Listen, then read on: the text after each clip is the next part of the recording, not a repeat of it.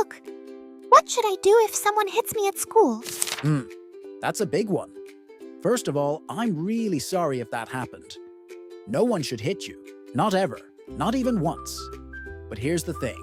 Sometimes kids hit not because they're strong, but because they feel small inside. It doesn't make it okay, but it means you don't have to carry their anger. So, if someone hits you, the first thing is stay safe. Move away. Breathe. Then find a grown-up you trust and tell them exactly what happened. Not because you're weak, but because asking for help is what strong people actually do. And no, hitting back doesn't make it fair.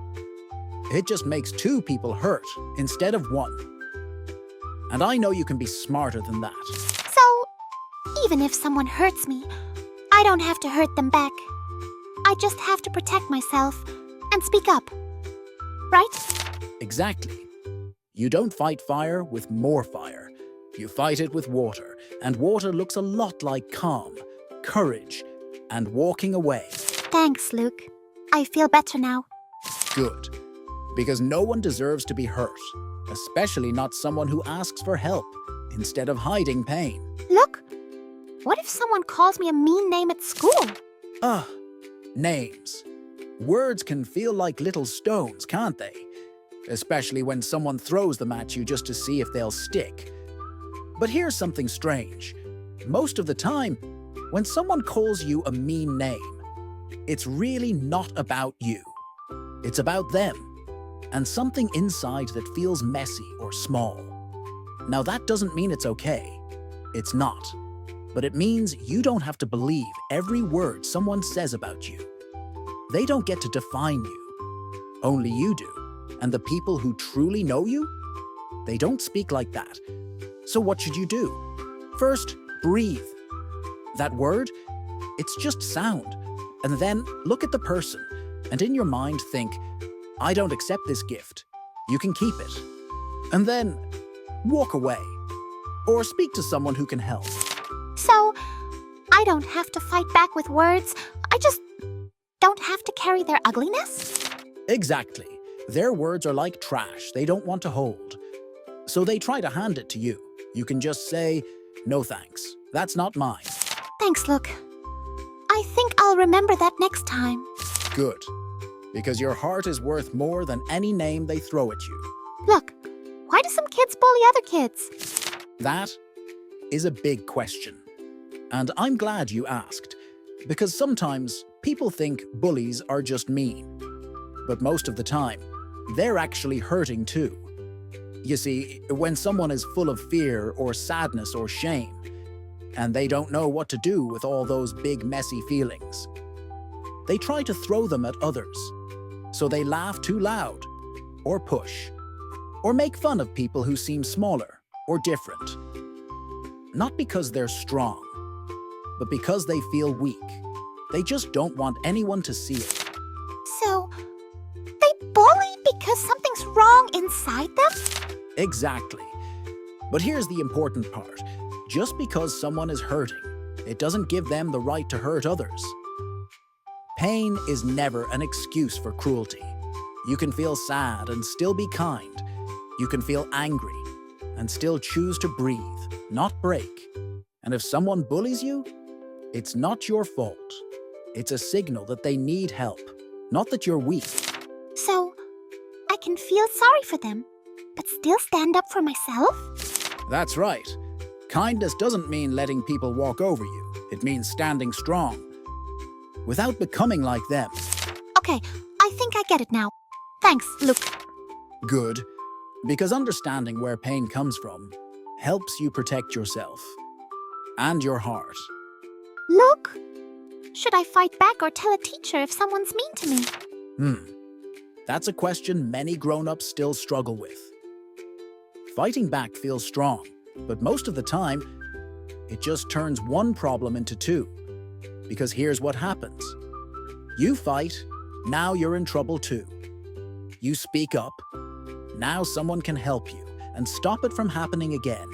And telling a teacher doesn't mean you're weak. It means you care more about fixing the problem than about proving something. Being strong doesn't mean using fists.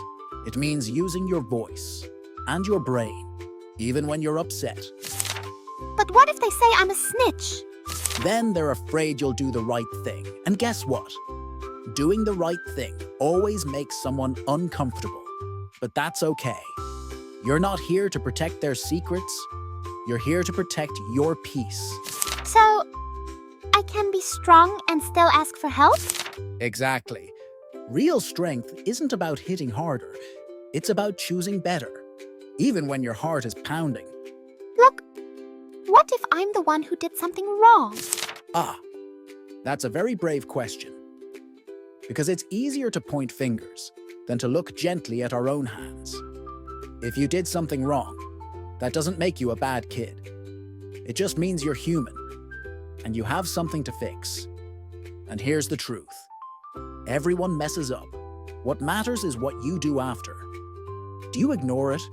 Or do you stop, breathe, and say, I'm sorry. That wasn't okay. I'll do better. That's not weakness. That's growth. So, if I admit it, it doesn't make me a bad person? Not at all. It makes you someone who learns. And the world needs more learners, not more perfect people. Saying I was wrong is like planting a seed. It may feel small, but it grows trust, respect, and real friendship. Okay, I think I can do that next time. Good. Because the strongest people I know are the ones who can say, I made a mistake, and mean it. Look, what if a kid says I can't play with them? Oh, that can hurt. Being left out feels like standing in the rain while everyone else is warm and laughing. But here's something I want you to remember. Just because someone says you can't play doesn't mean you're not fun, or kind, or enough. It just means they weren't ready to see it. Sometimes kids say no because they're tired or upset or just unsure. And sometimes they say it to feel powerful. But that doesn't make it true. So, should I just walk away? You can try once more, kindly.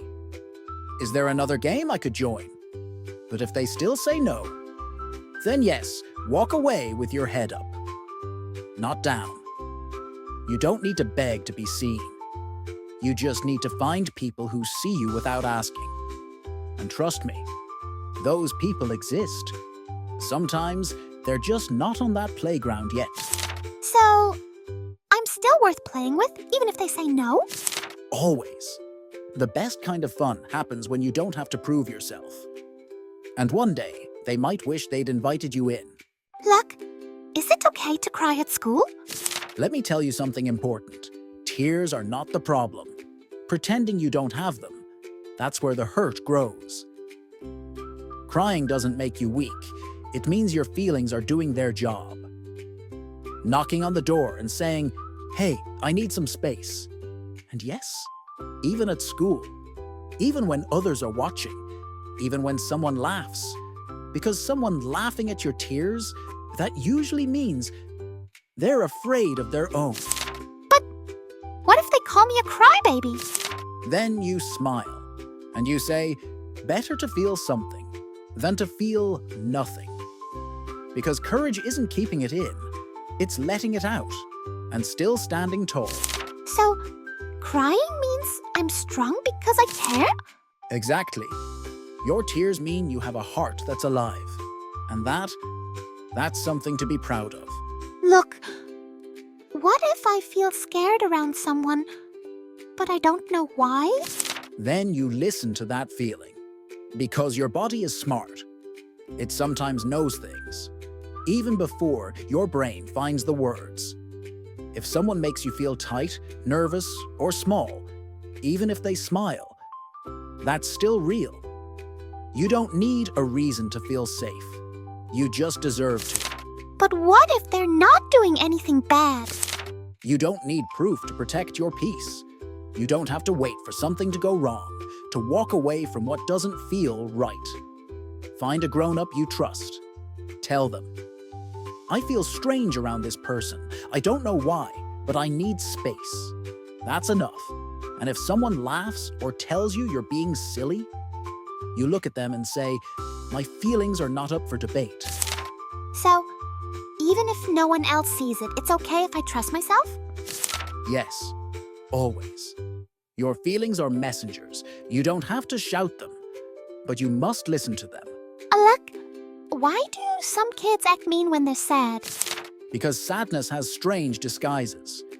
It doesn't always look like tears. Sometimes it looks like shouting, or teasing, or turning their back on you. When a kid feels something big, like loneliness, anger, or fear, but they don't know how to say it, they sometimes try to throw it. So instead of saying, "I'm hurting," they push, roll their eyes, or say something sharp. So, they're not really mad at me? Most of the time, they're mad at the feeling that's stuck inside them. You were just close enough to get caught in the splash. That doesn't make it okay, but it helps to know. Not every mean word is about you. Some are just sadness, dressed up like anger. So I can care about them, but still not let them be mean to me? Exactly. You can have a soft heart and strong boundaries. That's not being too sensitive. That's being wise. Look, can I be friends with someone who hurt me before? That's a brave question. And like most brave questions, the answer isn't simple. The truth is, yes, sometimes you can. People change. Sometimes they realize what they did. And they're sorry. Really sorry. And they show it. Not just with words, but with time and kindness. But sometimes they don't. They keep doing the same thing. Or they only say sorry when they want something. So, how do I know if it's safe? Listen with your heart and watch with your eyes. Do they treat you with care now? Do you feel calm around them, not tense? Do they respect your no, your space, your feelings? If the answer is yes, then maybe friendship can grow again. But if the answer is no, then being polite is enough. You don't have to invite pain back into your circle. So, I can forgive without being close again? Yes, forgiveness is a gift you give yourself. But friendship is something you build together. And both need safety to grow.